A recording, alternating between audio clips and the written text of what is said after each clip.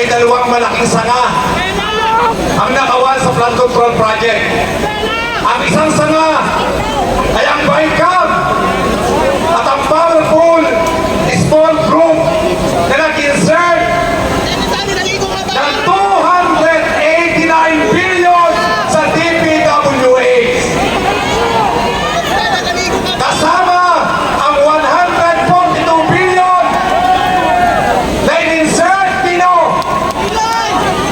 in-insert ni Chief Escudero at ang bilyon-bilyon komisyon ni Martin Romualdez. 13 billion ang in-insert ni Saldico. At meron pa isang nagulong sa akin na hindi nyo alam. 12 billion ang ginawang pabaon kay Grace po. Ano ang gagawin natin sa mga kurakot?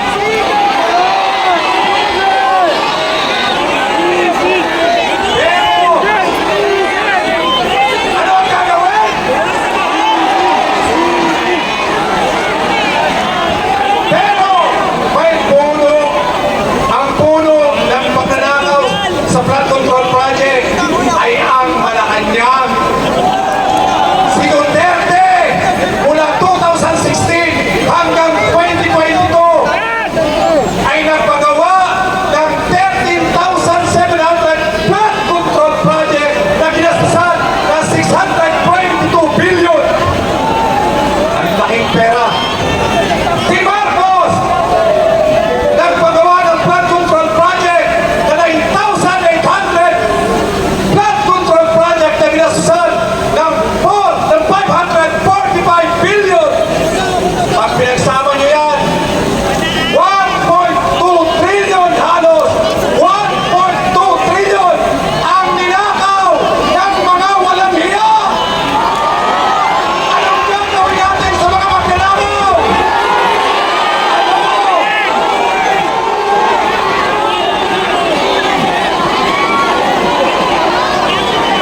Dapat putulin ang puno.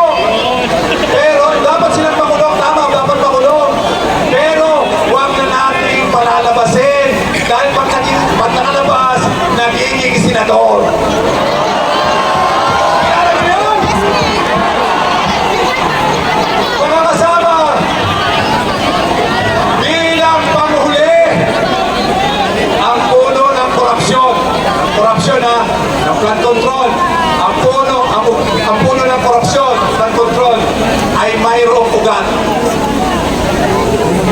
At ang ugat ng korupsyon, naging sistema na sa ating bansa, ay ang sistema ng ating politika. Ang sistema ng political dynasty. Si Marcos, dynasty. Si Duterte, dynasty. Ang Senado, 80% dynasty. Ang Kongreso, 70% dynasty. Ang mga gobernador, 89% ay dynasty. Hanggat may sistema ng political dynasty sa ating bansa, babalik at babalik at babalik ang korupsyon. Kahit na naipakulong natin si Jinggoy, si Bong Revilla, si Enrile, babalik ulit. Kahit na naipakulong natin si Napoles ng 55 years, hindi natatakot dahil political dynasty sila. Ang political dynasty ay kakambal ng magnanakaw. Punutin natin ang ugat, wakasan ang Daganay. ayaw ng Senado, ayaw ng Kongreso, bawal ito, bawal ito. Anong gagawin sa mga korap? Hindi ko lang, ibitay pati waret. Patayin! Bawal yan. Taong bayan ang magbabawal sa political dynasty. Mawala na ang korupsyon sa ating bansa. Mabuhay ang ating pagkakaisa. Mabuhay ang sambayan ng Pilipino. Kagayan sa korupsyon.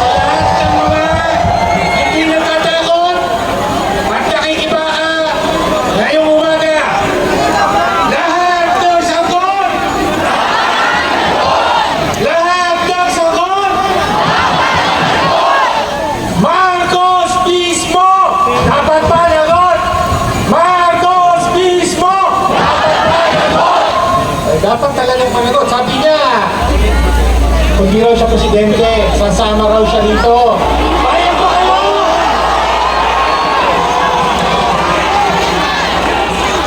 Dapat managot, bakit dapat managot? Sa kasaysayan ng Pilipinas, ang pinakamalaking pork barrel po ay ang pork barrel ni Pangulong Ferdinand Marcos Jr. No? Umaabot sa mahigit 1 trilyong piso. Sa 3 taon na siya'y Pangulo, umaabot sa mahigit sa 1 trilyong piso ang inilaan para sa flood control projects pala na. Ganun po kalaki ang pondong pinabaha ni Marcos Jr. sa flood control. Ngunit napigilan ba ang baha? Lumulusong pa rin ba kayo sa baha? Dapat panagot ni Marcos. No? Ang pinakamalaking mga insertion. Tama po yun. Napakalaki ng insertion ng Senado. Napakalaki ng insertion ng Kongreso sa DPWH budget. Pero kanino ba ang budget na ito? Sino ang may hawak at may control at gumagastos sa budget? Walang iba, kundi si Marcos mismo. No? Kaya po, narinig nyo ba ang latest na balita? No? Kamakailan lang, lumabas ang balita. No? Galing mismo sa sinumpaang dokumento na sinabit ni Marcos sa COMELEC nung siya ay tumakbo at naging presidente ng 2022. Sinumpaan niya na tumanggap siya ng 21 milyong piso mula sa mga kontraktor. No? Pwede mo yun? Bawal po yun! Ano po nangyari sa 2 kontraktor na ito nang maupo na siya sa Malacanang? No? Tumanggap po ng impact tigpa 3 bilyong piso po ng mga kontrata mula sa DPWH at iba pang ahensya ng gobyerno. Kaya tuwang-tuwa po sila sa alaga nila sa Malacanang. Kaya bawal po ito sa batas. Bawal tumanggap ang sino mang kandidato ng kontribusyon sa kampanya sa panahon ng eleksyon. No? Alam niyo ba kung anong parusa sa mga kandidato tumatanggap o tumanggap ng donasyon mula sa kontrakto ng eleksyon? Alam niyo ba parusa? Disqualification, pagkatanggal sa pwesto, at kulong. No? Kaya, sino po ang tumanggap ng 21 milyon na donasyon mula sa mga kontraktor? Si Marcos mismo. Sino po ang tumanggap ng donasyon? Si Marcos mismo.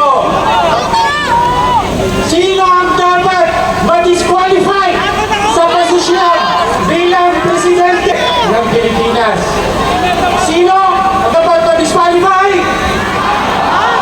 Sino ang dapat ma-disqualify? Lahat ng sagot? Lahat ng sagot? Si Marcos mismo! Si Marcos mismo!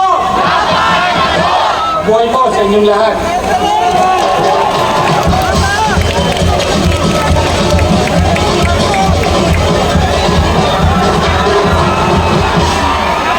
Isang palaban na magbati mula sa Gabriela website. Sa Relago mula sa Gabriela. Hindi ito yung sala na maraming confidential funds. Hindi ito yung sala na mahilig sa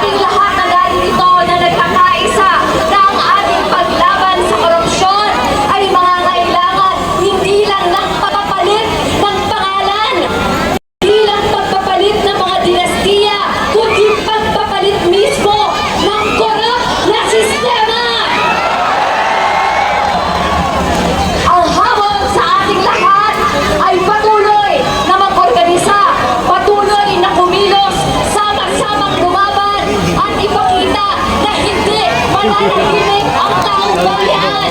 Magpapatinag ba kayo?